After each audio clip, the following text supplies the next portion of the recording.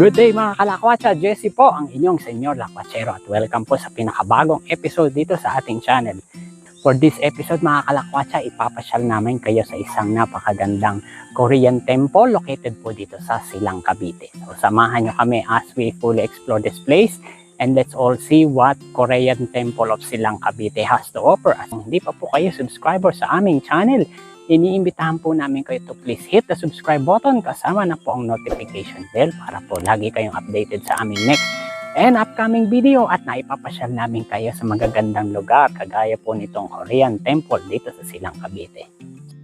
Uy, siya nga pala mga kalakwatsa, for regular updates, iniimbitahan po namin kayo to follow us sa aming other social media accounts kagaya po sa Facebook, Instagram at sa TikTok. Kita-kits! So ano pa pong iniintay natin? Tara, let's explore Korean temple ng Silang, Cavite. Let's go, lakwatsa na tayo!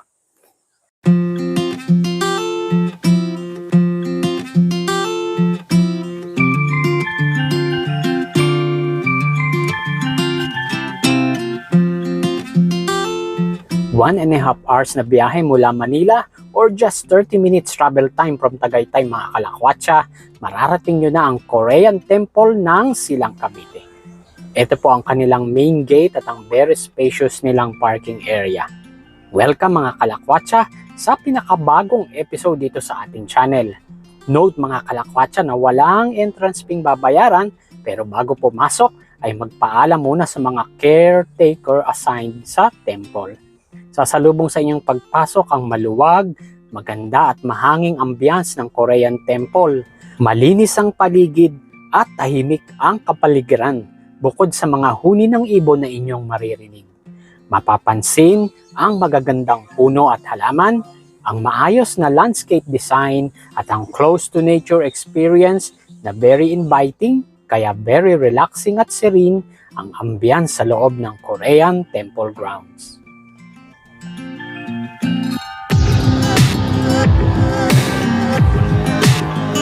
Mamamangha kayo mga kalakwatsa sa mga Korean-inspired stone structures nila dito na pwede ninyong gamitin bilang mga photo backgrounds ninyo para piling nakarating na kayo sa inyong dream Korean destinations.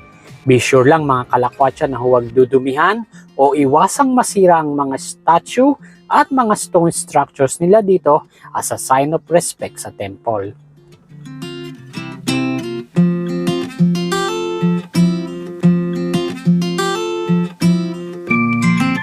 Siyempre, ang highlight na inyong visit ay ang majestic Korean temple nila dito na siyang centerpiece ng lugar. Simple, very elegant ang design ng kanilang temple. Note mga kalakwatsa na ang temple nila ay place of worship kaya treat this place with respect and utmost care. Pwede kayong magpa-picture sa harap ng temple pero picture taking is not allowed inside the temple. Be sure na magpaalam muna mga kalakwatsa ha bago pumasok just in case na open ang temple sa inyong pagbisita as a sign of respect also.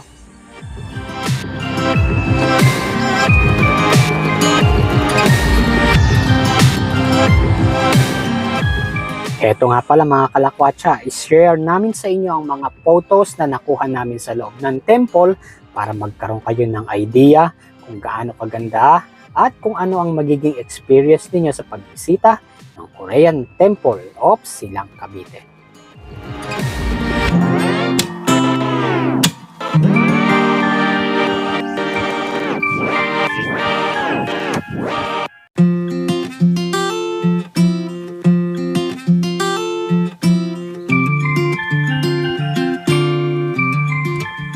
Okay mga kalakwatsa, as we wrap up our stay dito sa Korean temple dito po sa Silang, Cavite, here are some important things to consider. First and foremost is the place itself. Just a 30 minutes drive from Tagaytay, so this Korean temple mga kalakwatsa is a perfect side trip sa inyong pamamasyal. Very relaxing and serene ang ambience sa loob ng Korean temple mga kalakwatsa. Perfect place to stay kung gusto ninyong mag-relax dahil sa magandang ambience ng lugar.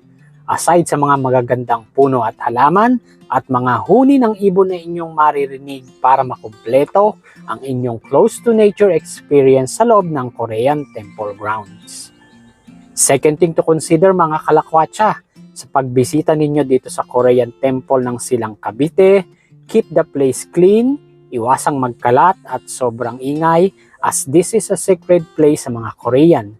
So dapat lang na treat this place with care and respect to show how we appreciate na payagan nila tayong makapasyal at makapasok sa kanilang temple. Kami po'y nagpapasalamat sa inyong panonood at inimbitahan po namin kayo to please like this video, hit the like button, make a comment below for your questions and suggestions.